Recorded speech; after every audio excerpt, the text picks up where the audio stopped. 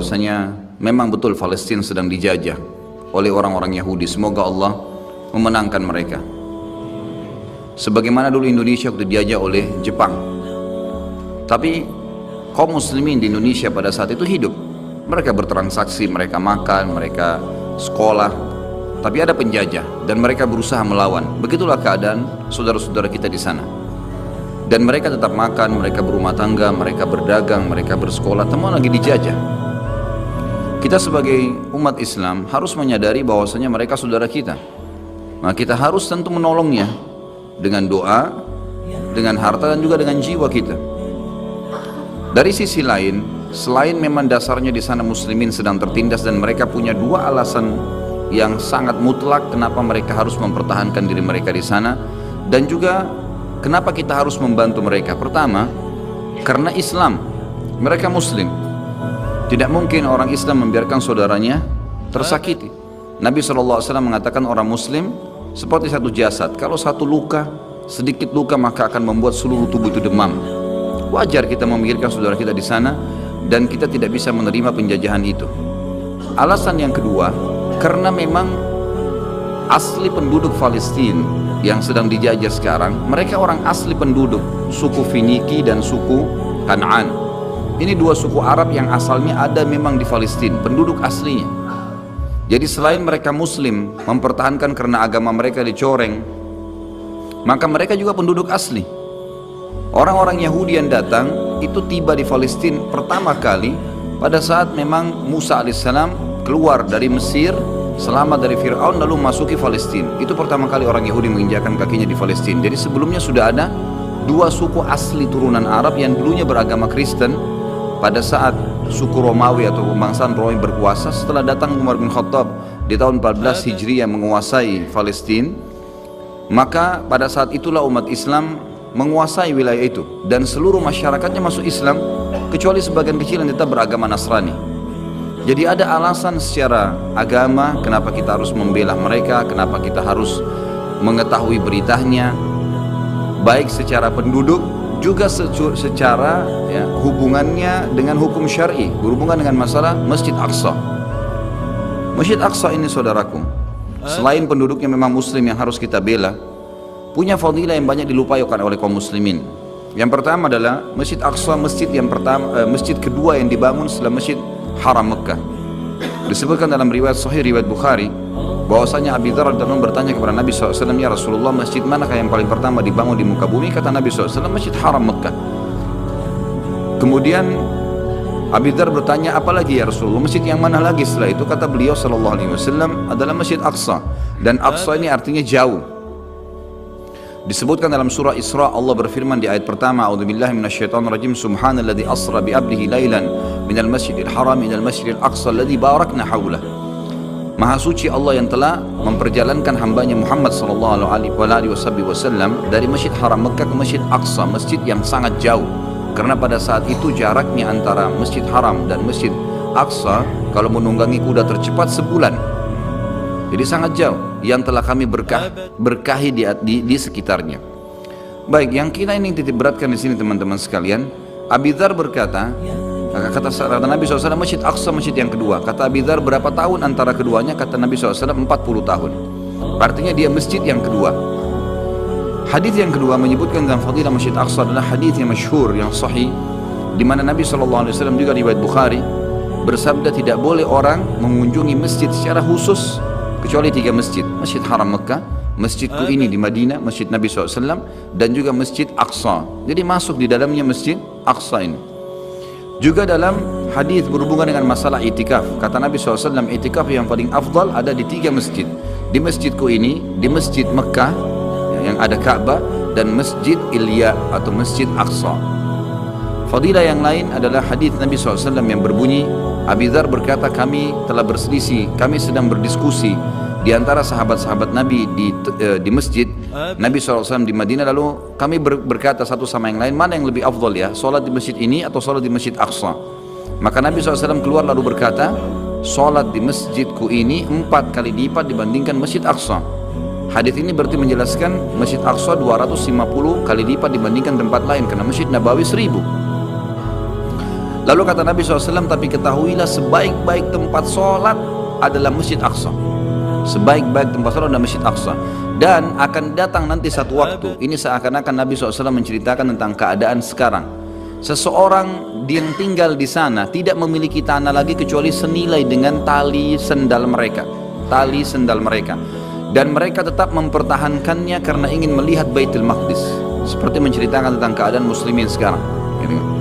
Lalu kata Nabi SAW, ketahuilah tanah sekecil itu pun di masjid di sekitar Baitul Maqdis, sekitar Masjid Aqsa, senilai dengan tali sendal. Artinya sangat murah.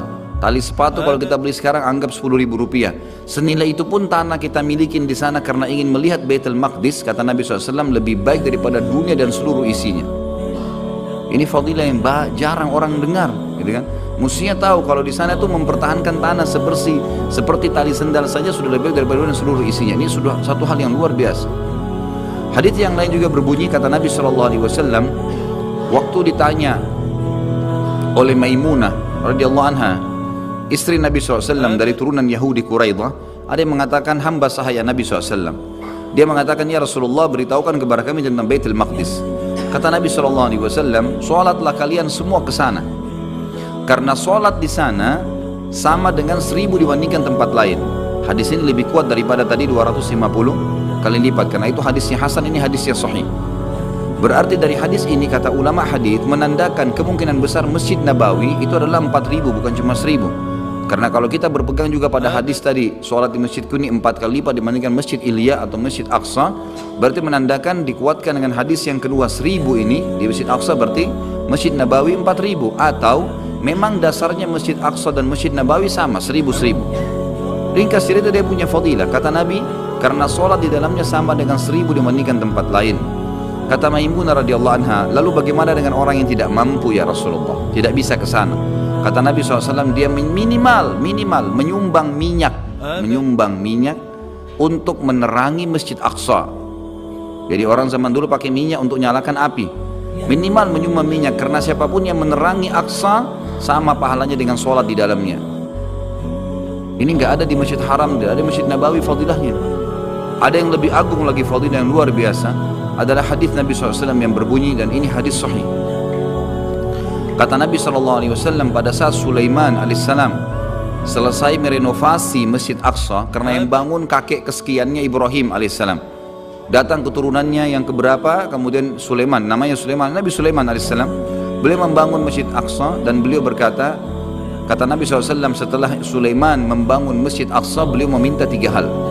Yang pertama, minta agar seluruh hukum yang dia terapkan di masyarakatnya sesuai dengan hukum Allah, dan Allah telah memberinya. Jadi walaupun wahyu belum turun, Sulaiman mengambil sebuah keputusan, berarti itu sudah hukumnya Allah, dan Allah mengijabah itu. Yang kedua, dia meminta agar kerajaan diberikan tidak layak untuk orang sesudahnya, dan Allah juga sudah memberikan. Dan ini yang ketiga fadilah yang banyak muslimin tidak tahu. Kata Nabi SAW, dan Sulaiman meminta kepada Allah agar tidak ada orang yang datang sholat di masjid ini, Aqsa. Dan ini tidak dimiliki oleh Masjid Haram Mekah, tidak dimiliki oleh Masjid Nabawi di Madinah. Kata Nabi SAW, Sulaiman meminta agar tidak ada siapapun yang datang ke masjid ini sholat, tidak ingin kecuali sholat, walaupun sunnah, sholat tahiyat masjid misalnya 2 rakaat, kecuali setelah selesai sholat dia kembali seperti baru dilahirkan oleh ibunya, bersih dari dosa. Dan kita tahu fadilah ini hanya didapat pada saat orang sedang haji.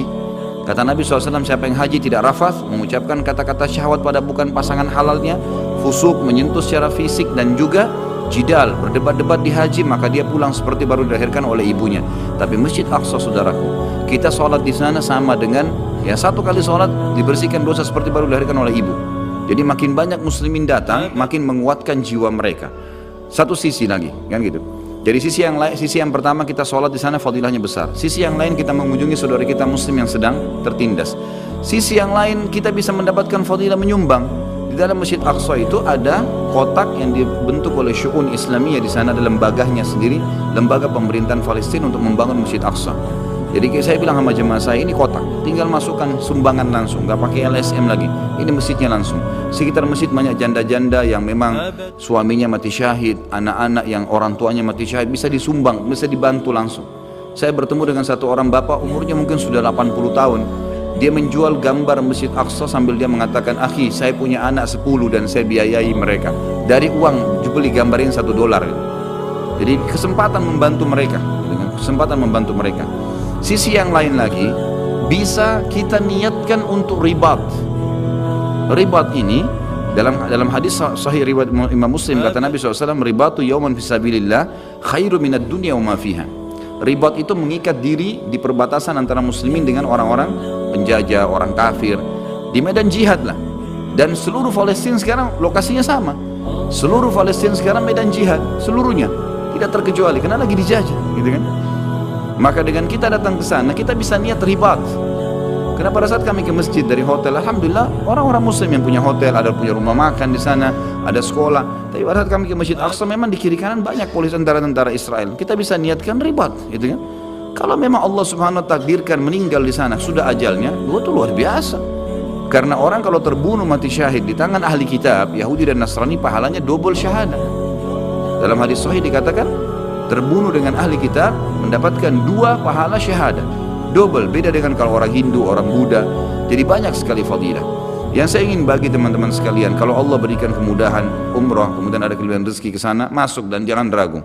Dengan izin Allah tidak ada apa-apa, tapi kita minimal sekali seumur hidup bisa pernah menginjakkan kaki di sana dan bisa melihat apa yang telah Nabi SAW perintahkan kepada kita.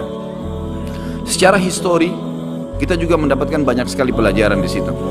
Di antaranya adalah pohon garqat yang Nabi SAW ucapkan nanti pada saat Dajjal terbunuh di tangan Isa putra Maryam, maka seluruh pengikutnya dari Yahudi menyebar di wilayah Palestina. Dan itu wilayah Palestina itu ada sekarang di antara Masjid Aqsa sama Gunung Zaitun, Bukit Zaitun, ada lembah. Sekarang oleh orang-orang Yahudi dijadikan kuburan. Mereka anggap itu lembah suci. Ternyata orang-orang Yahudi berkeyakinan di sini nanti di akhir zaman mereka akan dibantai. Mereka berkeyakinan begitu, dan sekarang mereka sudah kubur-kubur jenazahnya di situ.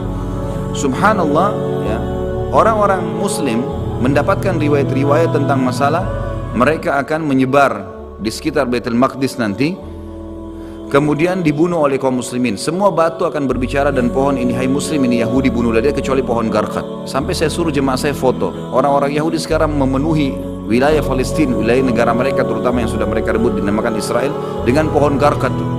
Ini pohon garqat yang Nabi sebutkan. Saya suruh foto jemaah saya, ini pohonnya. Pohonnya agak mungkin sekitar 1-1,5 meter tingginya, tapi dia melebar. Warnanya hijau dan berduri, gitu kan. Itu yang dikatakan pohon Yahudi. Depan mata orang Yahudi banyak menanam pohon itu, tidak ada buahnya. Ya, tidak bermanfaat pohon itu. Mereka kata di sini tidak ada manfaat yang bisa dimakan oleh manusia dari buah-buah atau sayuran. Memang dia cuma pohon karena dia tidak berbicara saja, dan orang Yahudi tahu sekarang mereka tanam. Artinya luar biasa, fakta yang Nabi sampaikan benar, gitu kan? Mereka sendiri menanam itu, dan itu depan mata kita melihatnya. Dari sisi yang lain juga banyak sekali histori sejarah di Palestina. Kita tahu nabi-nabi rata-rata di sana, Ibrahim, ya, Ishak, Yakub, Yusuf, Sulaiman, Daud, ya. Itu semuanya memang ada di wilayah sana, dan memang secara sejarah itu sangat luar biasa kota itu. Dan kita tahu disitulah nanti Nabi Isa alaihissalam terakhir memimpin dunia dari wilayah Palestina, ya, menyebarkan keadilan selama 40 tahun setelah Ya'juj Ma'juj terbunuh tentunya, dan Dajjal pun akan terbunuh di situ. Dan yang terakhir adalah teman-teman sekalian, ada hadis yang menyebutkan kalau Dajjal nanti di akhir zaman, akhir jalannya adalah ke wilayah Palestina, dan dia akan bermarkas di sebuah kota namanya Babulut. Subhanallah, saya tanya di sana orang Palestina asli yang kebetulan lagi naik, dia nyetir bus yang kami jalan. Saya tanya, akhi, di sini di Israel yang sudah direbut, dulu Palestina, sekarang direbut dengan Israel, baik, ada nggak kota namanya Babulut? Dia bilang sama saya, dia nggak ngerti rupanya hadisnya. Dia cuma bilang